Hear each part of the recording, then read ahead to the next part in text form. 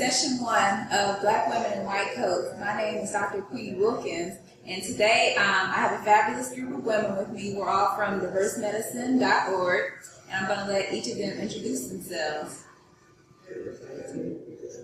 Hello, my name is Dr. Bettina Barr, and I'm an anesthesia resident. Hello, my name is Dr. Adesua Egueva, and I am a second-year pathology resident. Hello, my name is Dr. Josephine Kwaku, and I'm an anesthesia resident. Hi, my name is Dr. Dominique Hill, and I'm a third-year OB/GYN resident. Hi, my name is Dr. Tamika Noel, and I'm a third-year anesthesia resident. I'm Dr. Queen Wilkins, and I'm a 4th-year anesthesia resident. So today we want to address some of the topics that African American women have when applying to medical school or challenges they may face throughout their medical career. First of all, we'll start out with a question that says, any advice you have into any young women wanting to pursue the medical field?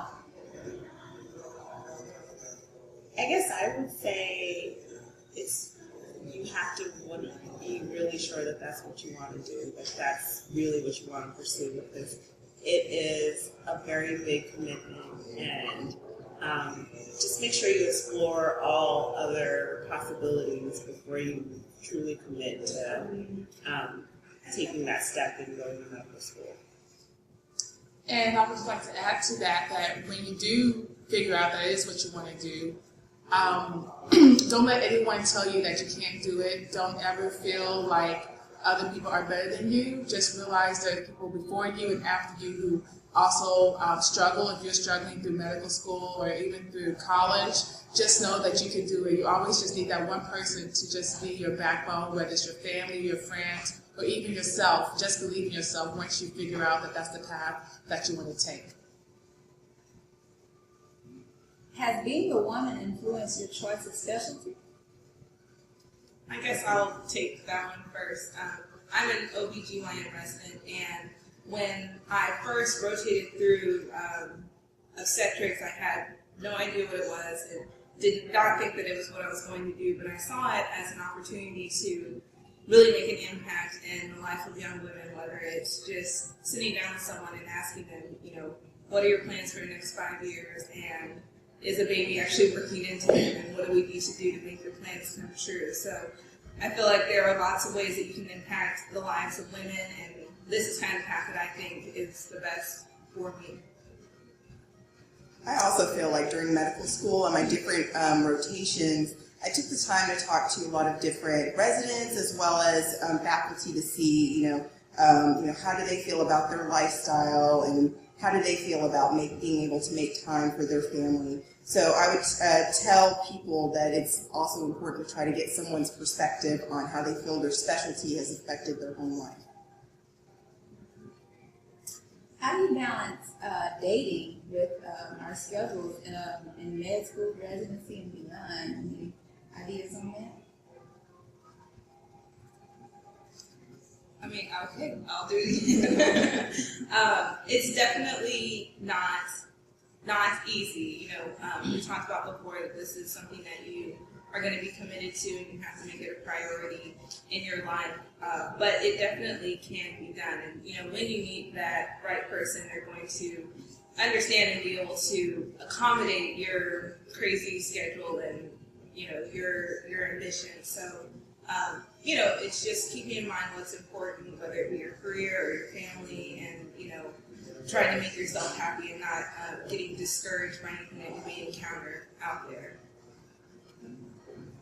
I also agree. Now that it's the 21st century, a lot of women are working outside of the home and have, demanding career options that are available to them. So when looking for a life partner, you really have to try to find someone who is able and willing to understand that there is a time commitment that is involved in becoming a successful woman in medicine.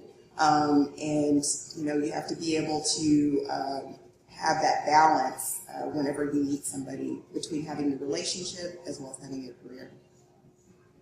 I think it's all about communication. If you let those people know, whether it's your significant other or your family, that this is what I'm choosing to do, these are the type of time commitments I have to commit myself to, they will understand it, they care about you, And you have to make them understand that, you know, it's kind of cyclic sometimes. You have busy times, you have not so busy times. And you just maximize your, you know, encounters when you're not so busy. And when you are very busy, they know where you are.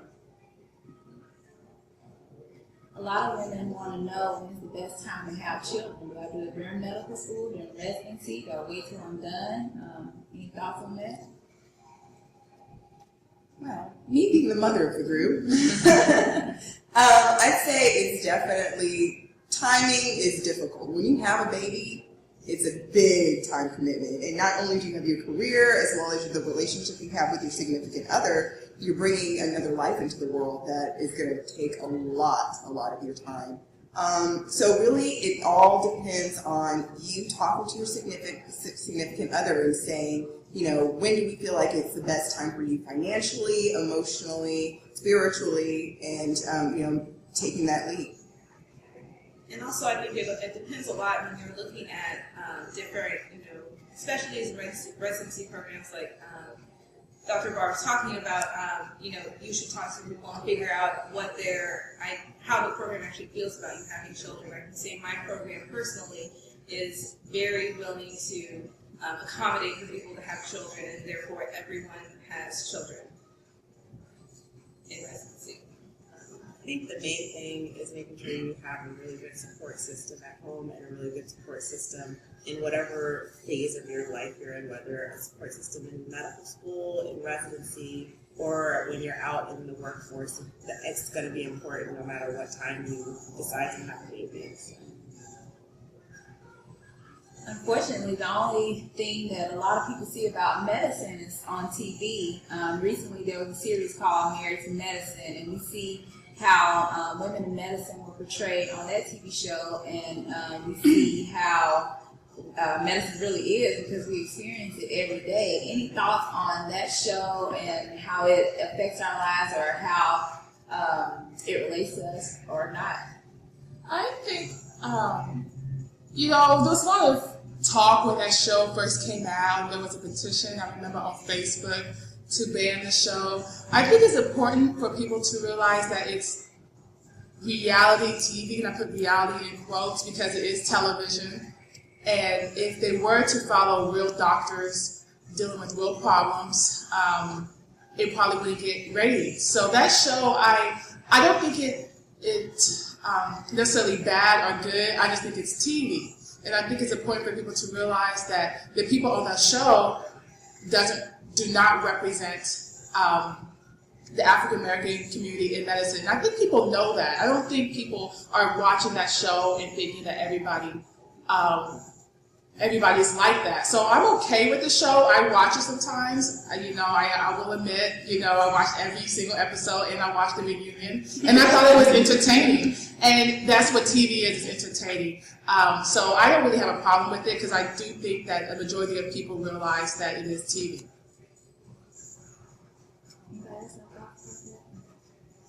I agree. I think you just have to take it for what it is. It's entertainment value. And so it doesn't really portray my everyday experience as a physician. So I consider it entertainment. And I think, yeah, like you said, it's just that's what you have to take it as. And hopefully people can separate entertainment from real life.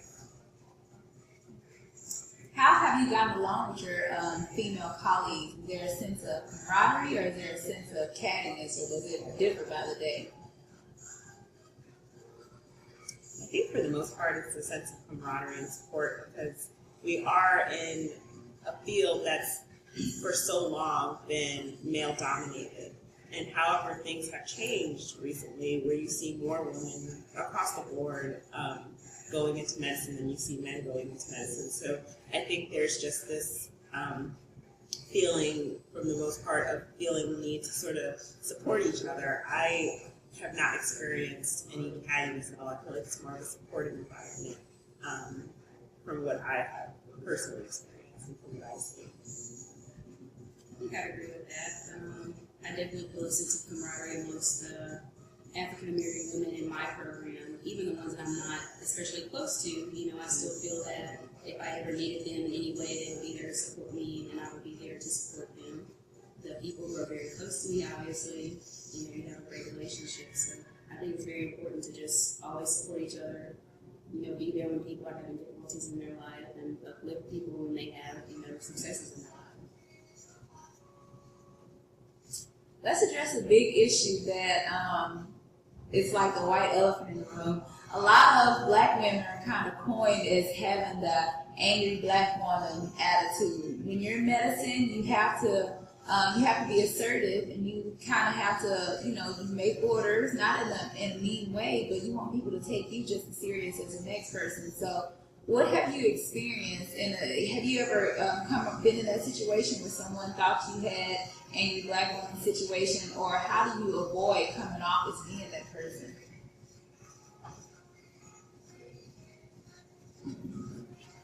Well, I can say I recently had an experience where I felt as though I was wrongly put into that category for just asking important questions that I need to know in order to take care of a patient. And it's something that when you get those types of reactions from people, it's like you take it and you make changes in order to have them realize that you're not trying to be this threatening, angry person. You really are just trying to make sure your patient gets the appropriate care that they need. So it was an incident in the ICU where a patient was being brought that I knew nothing about the patient, so I just was asking the person bringing the patient just some history about the patient. They felt as though I was being threatening when I was just asking questions. So in the way to improve that, we've now created a special handoff procedure, a special handoff script, so that they understand that the questions that were being asked them are the questions that we all ask of anyone that's coming into the intensive care unit, and so that they understand that it's not someone threatening them or someone coming off as angry. It's just we want to take care of our patient, and we need to know information. So these things happen, but it's just finding a way to improve communication is, I think, the best way to handle those situations so that they understand where you're coming from and you understand where they're coming from. So that's how that situation was.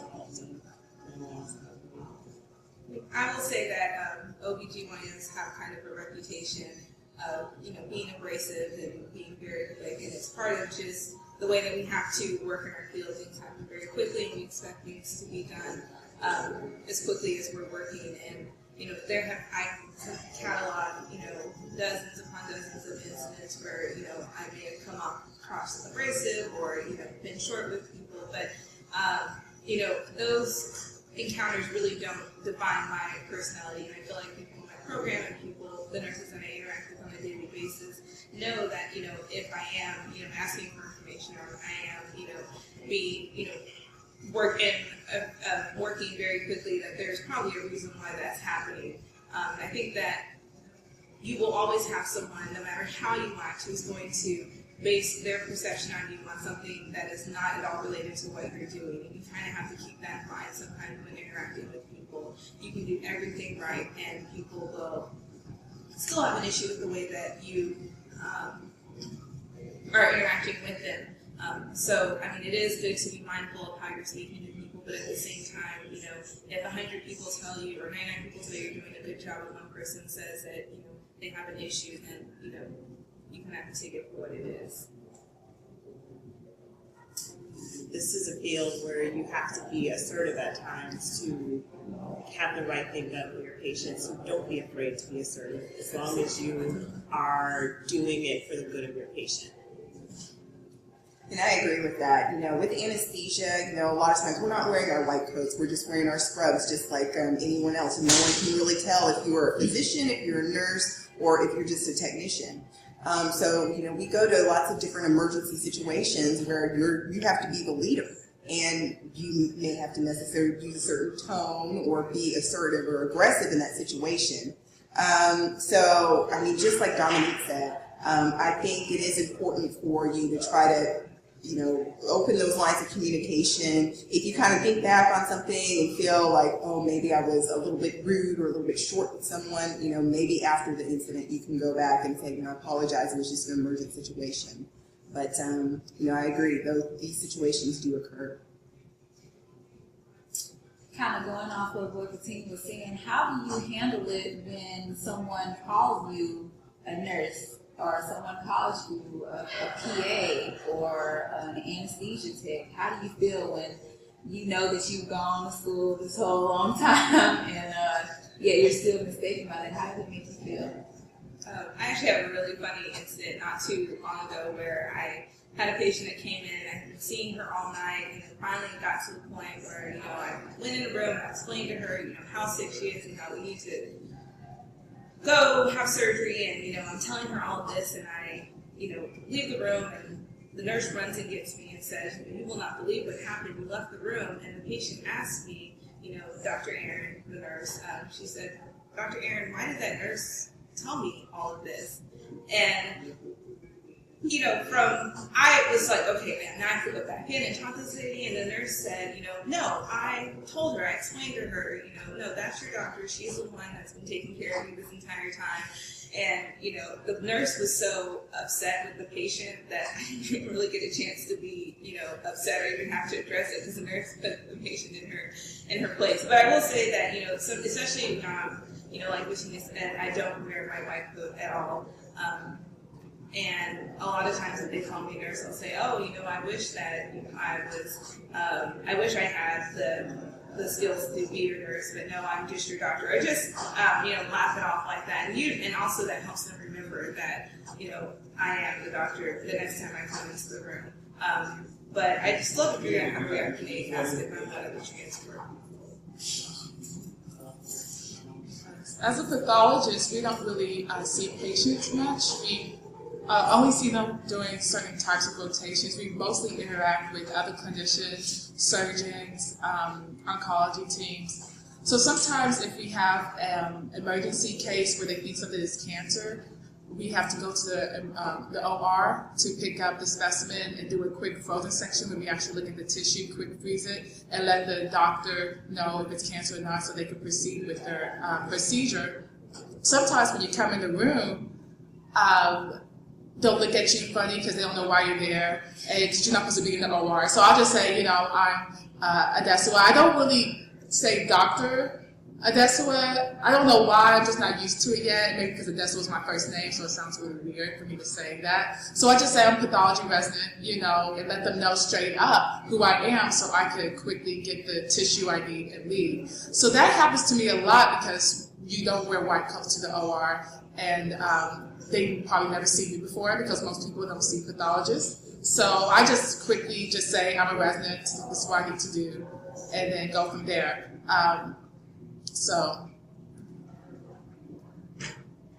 As a female in medicine, do you feel like you have to prove yourself in order to be respected more than the men have to?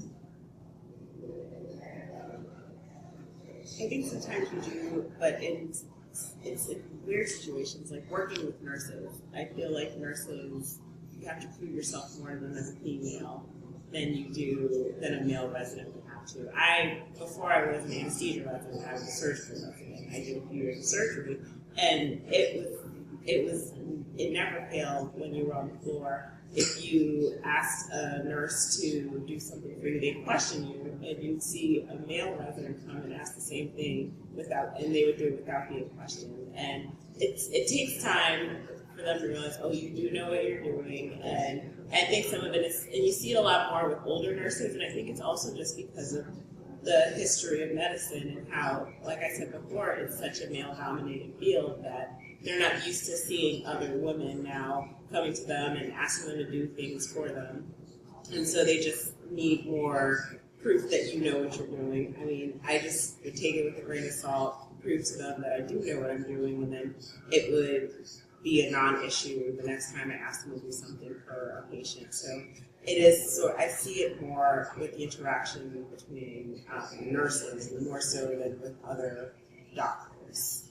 Do you think also that's because the guys are a little bit more assertive in what they, because I remember even when I was in medical school, as a third-year medical student, you had some third-year medical student guys who were more assertive in their nature, or just the way that they approach things, maybe. That could be a part of it as well. So, yeah, that could definitely be a part of it. I end up hurting myself a lot because I never want to come off as that angry black female, so I'm always super happy and nice, and I'm like, oh, can you order this for me? It's an emergency, and I try to do it so nice, but I feel like at the same time they don't take me serious, but then sometimes when I do it assertively, here I am, so I always have to like find that balance or whatever, so. I mean, I think I'm in a unique situation where OBGYN has become pretty much female dominated over the past few years, and so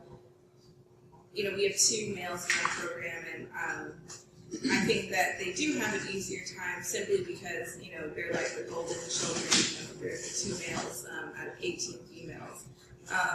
So I really don't have to deal with a lot of these issues. I will say, going back to what you said, the nurses are the main ones that will put you through your paces. And intern year and second year, I thought that the nurses thought that I knew nothing and was not fit to even look at a patient. And all of a sudden, we come to 3rd year, and they will take your word about pretty much anything that you're saying. I think that a lot of it is just they're comfortable with you and they learn to work with you. And they know when I'm serious. But that's the thing. Once you prove yourself to them, they will have your back whenever you need them. So it's just something you have to go through. But if you understand the mentality, you can get through it. Let's take it back a little bit. Of all of college, med school, and residency, what was the most difficult? As far as academics or just in general? As far as that point in life where you were like that far from wanting to give up, or that close to wanting to give up, which one do you think? I feel like residency, especially intern year, was the hardest time for me. It's the biggest transition. You have all this new responsibility. You end med school on a high thinking you know something. Oh, I'm a doctor now. But then you actually start your internship, and it's like a whole other world. There's so much responsibility, so many things that are required of you, so many expectations that you're like, oh, I'm expected to do that. So it's definitely a big transition point. For me, I think the most difficult is probably college, just because, in college, because I took 2 years off between college and medical school so I could take the MCAT to study, because in college I was maybe having a little bit too much fun, so I didn't really understand my work ethic. I didn't really know how to study, so I wasn't really doing as well as I should have done academically, but socially I had a great time. So I think college was kind of hard because I didn't really know how to study. I didn't really know myself. Once I got into medical school after doing 2 years in the post-bac program, I really was confident in opening up a book and really learning to study more efficiently and not just longer, but to be more focused. So I think college was a little bit harder. I remember the end of 3rd year of medical school being very anxiety-inducing because I felt like 1st year, 2nd year, 3rd year, they tell you everything you're supposed to be doing. They tell you need to take these classes, you need to do these rotations on your 3rd shift. Then 4th year comes and they're like, pick your rotations, pick your specialty, what do you want to do with the rest of your life? And all of a sudden you're like, wait, you've been telling me what to do for the past 3 years, and now I have to make all these decisions on my own for what's going to happen for the rest of my life. I thought you were going to tell me that too. So I just felt like that was a little anxiety inducing, just trying to figure out, it goes back to the whole thing about figuring out whether you want to be a doctor. It's also figuring out what do you want to do with the rest of your life. And I'm non-traditional. I took the path less traveled where I started out in one field and figured out that quite wasn't for me and am in a new field now. But I think some of that goes back to like that anxiety-inducing portion of 3rd year medical school where I'm just like, well, I think I like this, so I'm going to pursue that. So I think you just have to keep an open mind about the different fields of medicine, just keep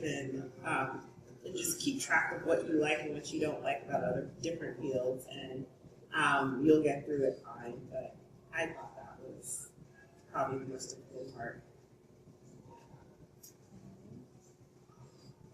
I personally think residency was, or has been the most challenging And simply because if you think about it, when you're in college, I was a biology major and it was more plant and animal biology. I didn't really care about it. I just did it because I knew I had to do that to get the prerequisites to go to medical school. And so if you didn't like your ornithology class or whatever, you hated being out in the field, it's okay. Just do it enough, get through this test, and you'll never have to see this stuff again. But when you get into your specialty, you're going to be taking exams for the rest of your life on things, so you can't just remember it and forget it. And then on top of that, your patients' lives kind of depend on your knowledge and your treatment. The other night, I was in the ICU, and the patient was like in hyperkalemia and renal failure. You know, that's one of those things that if I read it and put it off, then I would have just been like a deer in the headlights when that situation happened. So in residency, I guess it gets more important. You have more responsibilities, and your learning is more than just passing the test and making a good grade. So Things get real. It's more than about you now. It's about you and your patients. Yeah. So I know a lot of people are wondering, residency, you work these hours right now. There's the ACGME rule of 80-hour work week. Back in my day, when I was an intern, we took 30-hour call, and I think now, I don't know what the max is, but I know interns can't work overnight call. But still, sometimes we work really long hours. We're doing 28-hour ICU calls right now. How do you balance everything else? How do you make time for your family, your friends, for shopping, church? How do you make time for all of that? Sleep less. I think it really all comes down to your priorities. I can tell you that I was working last night and I got up at 7:30 this morning, and instead of going home and sleeping like I probably should have, I met my friends to go to breakfast because this is the only time that I had off. And then I went home and I slept for a few hours, and now I'm here. And so it's just I realized that probably there are things that I could be doing with my time, like sleeping, but at the same time, my priority is that I want to catch up with my friends, and I wanted to do this, and you will figure out what's important to you, and you'll make time for that, and it becomes very clear when you have very little time what's very important to you. So that's what you'll do. You do have to make sacrifices when you choose this life of medicine, and you don't want to miss out on things. You don't want to miss out on like nephews or nieces' birthdays. You're going to miss out on some of those things, holidays with the family.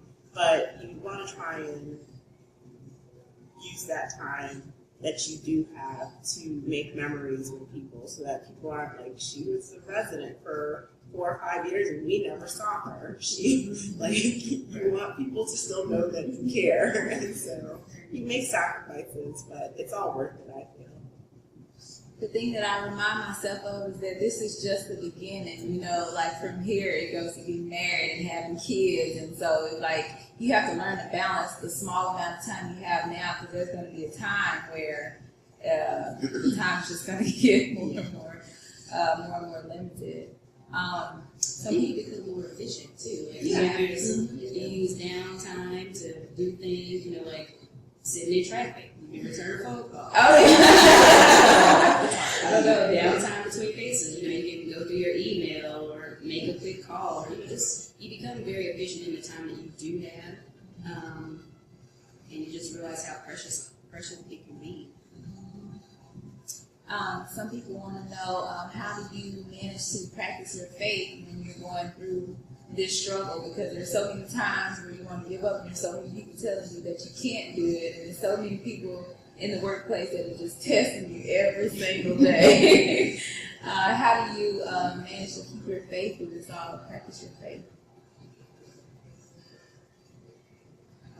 Every morning before I leave the door of my apartment, I say a prayer. I'm like, Lord, just get me through this day, because without you, I don't know what will happen. And I think that gives me that extra boost and that extra confidence that I have to go through my day and to get through it. But and I try when I have the time, I try to go to church, I try to read my Bible regularly. But those are things that I do to keep up with my faith. And nowadays it's easy. You can get an app on your phone and read your Bible, so you can read it in between cases if you need to. So that's my faith, and that's how it helps me to get through, because there were times where I didn't do that, and I definitely have had difficult times during this process. And so I realized that's what keeps me going. So. I personally, every morning on my way to work, I listen to gospel music and I say this one prayer: Lord, help me deal with these people today. You just know that nobody, that you might be having a good day, you ate a healthy breakfast, there's going to be somebody that's going to try you every single day. And then also when I moved out here, I found a church that has a Saturday and a Sunday service. When I first started, it only had a Sunday evening service, because I know our schedule is off. I know that on this Sunday I'm going to be on call, so I can go to church on Saturday night. So just kind of finding some things like that that'll work out with you. Joining a life group, being around other people that can motivate you in your time. And then I also think it's good, and y'all can tell me what you think, having non-medical friends kind of keeps you grounded sometimes, because a lot of us get together and we just talk about work and we just complain about work all the time. So how important is it to keep non-medical friends in your circle? I think that is very important. They make you realize that there's more to life than just your work.